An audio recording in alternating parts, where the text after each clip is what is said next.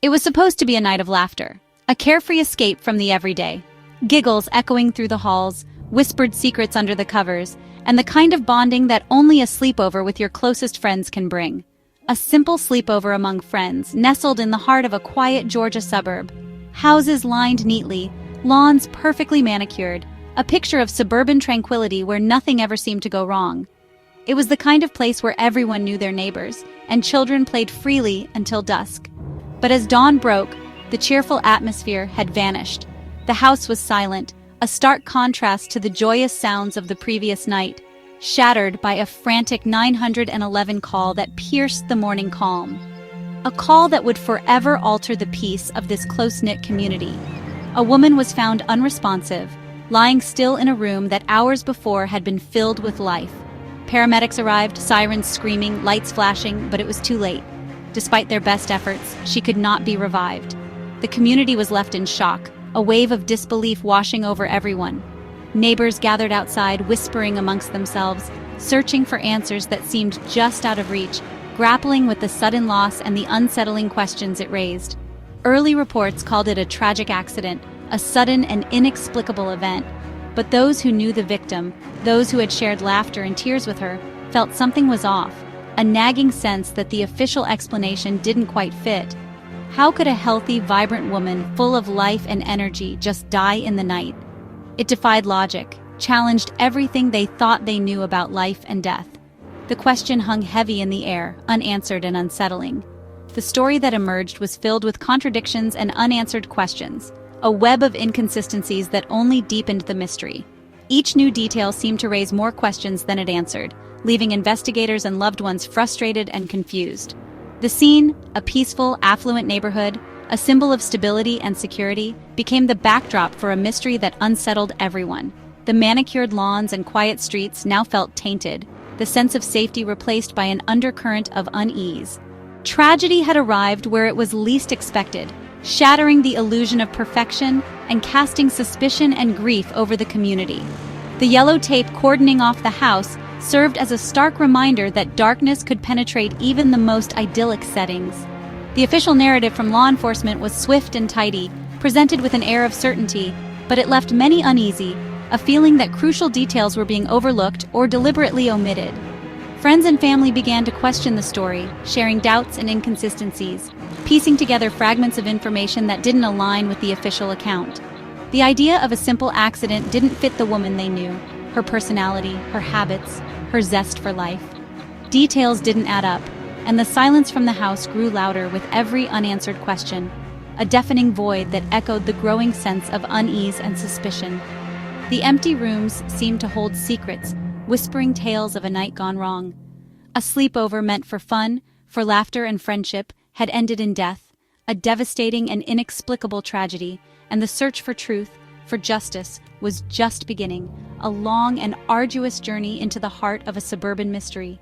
The neighborhood's sense of safety was shattered, the illusion of security irrevocably broken, replaced by suspicion and fear, a pervasive sense that something sinister lurked beneath the surface of their peaceful community. The official story felt incomplete, like a puzzle with missing pieces, crucial elements deliberately removed to obscure the true picture. The more they looked, the more they realized how much was missing. As whispers turned to demands for answers, as the community united in their grief and their determination to uncover the truth, the community realized this was no ordinary tragedy, but a complex and disturbing mystery that threatened to unravel the very fabric of their lives.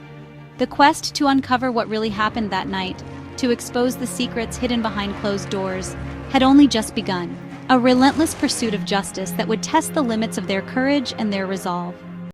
Her name was Tamla Horsford, a vibrant and cherished mother of 5, a woman whose life was tragically cut short, leaving behind a void that could never truly be filled. Her story is one that resonates with many, a tale of mystery, community, and the relentless pursuit of truth. Known for her infectious warmth and boundless energy, Tamla was the heart and soul of her friend group. She possessed a unique ability to bring people together, always organizing events, always lending a helping hand, and always making sure everyone felt included and loved. She was the kind of person who lit up a room with her smile. Tamla was one of the few Black women in her predominantly white social circle, a demographic reality that would, unfortunately, take on a significant and unsettling dimension in the aftermath of her untimely death. This fact would become a focal point, raising questions about fairness, justice, and the complexities of race relations in her community.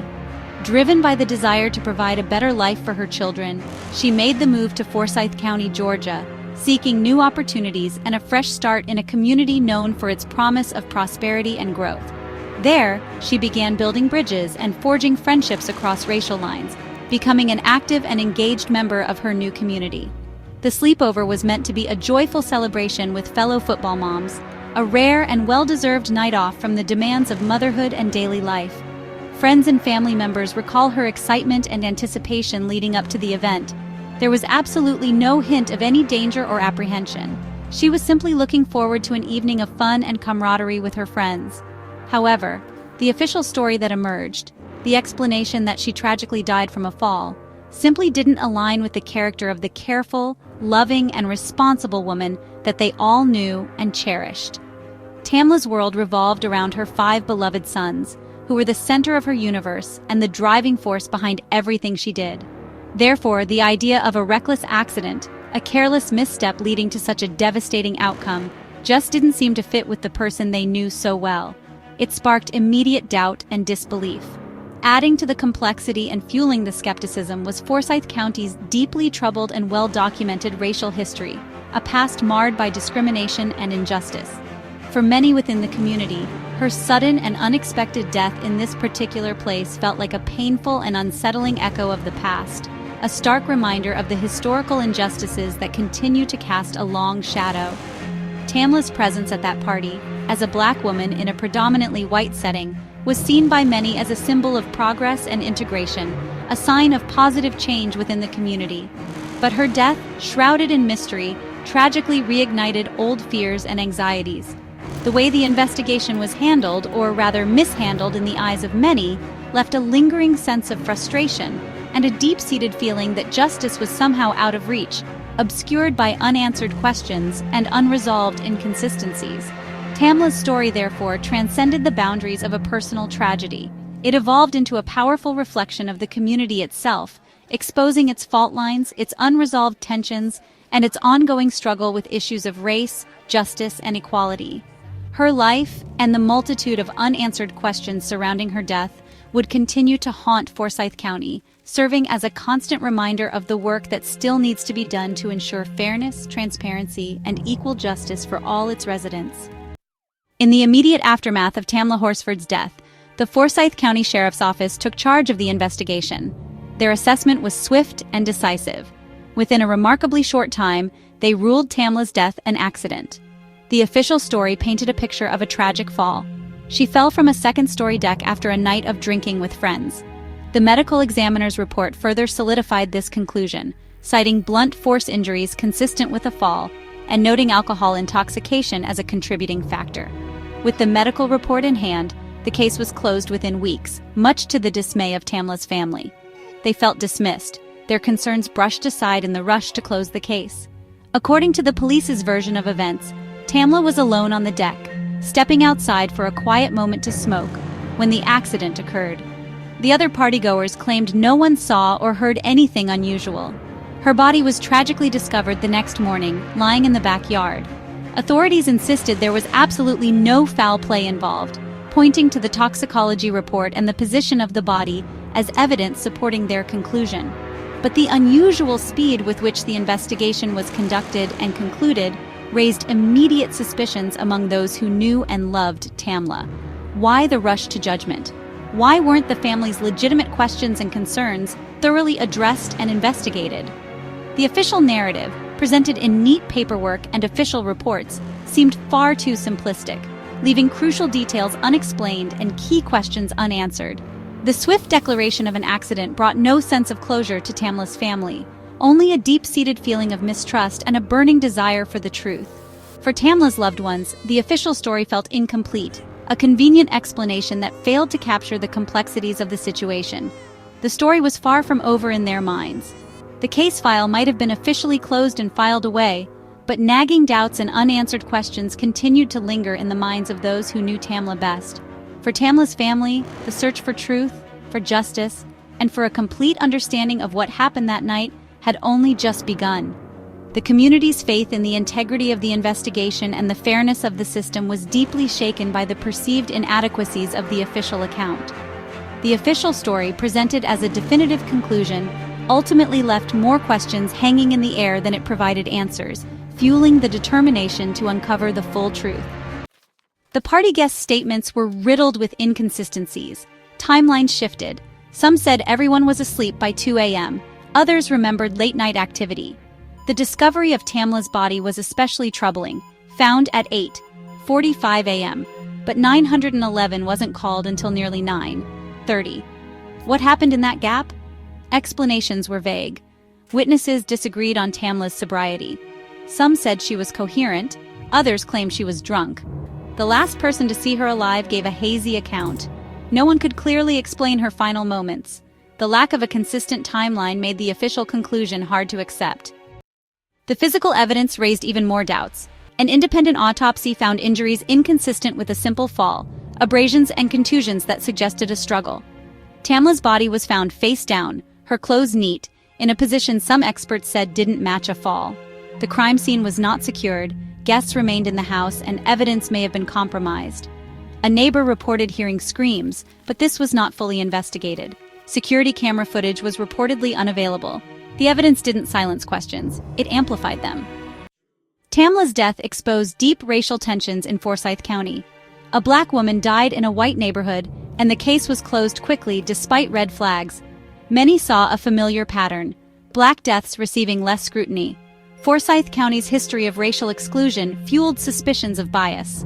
The party guests' silence and their connections to law enforcement only deepened mistrust. Online activists and the black community demanded answers. The case became a flashpoint for conversations about race and justice. The silence from those involved left a vacuum filled with suspicion and anger. Tamla's family refused to accept the official story. Led by her father and sisters, they became relentless advocates for justice. They hired lawyers, commissioned an independent autopsy, and spoke out publicly. Their attorney, Ralph Fernandez, called it homicide, not an accident. The family's fight was emotionally and financially draining, but their resolve never wavered. Their efforts forced the case to be reopened by the Georgia Bureau of Investigation. Though the GBI upheld the original ruling, the family's persistence brought national attention. Their fight is for Tamla's 5 sons, to give them the truth about their mother. The family's journey is a testament to love and determination. They refuse to let Tamla's story be forgotten. Their quest for answers continues. The official case file is a maze of contradictions. The initial report quickly labeled the death an accident, glossing over key details. Witness depositions conflicted, especially about the timeline. The family's legal filings highlighted these inconsistencies. The medical examiner's report clashed with the independent autopsy, which described injuries suggesting a struggle. Missing evidence, like incomplete photos and uninterviewed witnesses, raised more doubts.